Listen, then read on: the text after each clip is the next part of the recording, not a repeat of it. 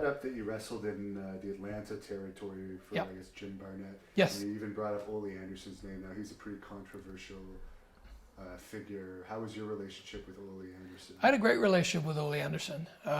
He was the booker when I went to Atlanta. Actually, I'd been approached a couple of times by Jim Barnett back then if I wanted to go to Atlanta. And I didn't really want to leave here. Things were fine.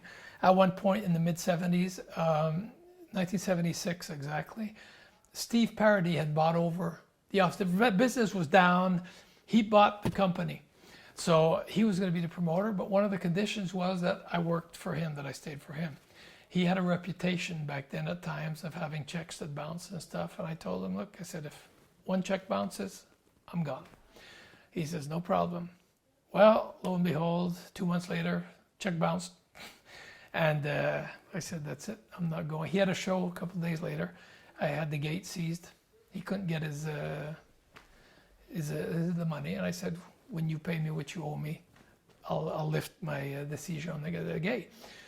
So anyways, I got my money. After that, I told him, I said, I'm never working for you again.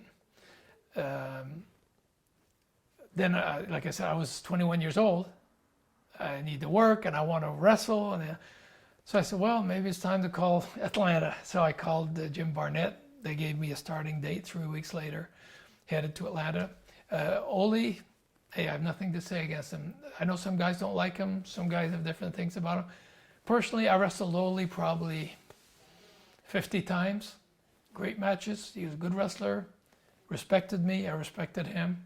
And I have nothing bad to say about the guy. I had a good relationship with him. And what was your favorite memory of wrestling in that territory? My friendship with Ricky Steamboat. Rick Steamboat was the starting in the wrestling. He'd only been wrestling 6 months, 8 months. And he left Minneapolis, went to get experience. They sent him to Atlanta. And him and I became best friends in Atlanta. We worked out together every day, traveled together. You know, we had good times. We were, you know, both single, had different girlfriends in Georgia. You know, it was a great time. I had a lot of fun. He was a super nice guy. We both had cars. We loved to play with our cars back then too. Working on the engine, I had a Pontiac Trans Am, and you know, we worked on it, put headers on it. You know, we liked back in the '70s. It was a thing. We pimped our cars. We had fun with it.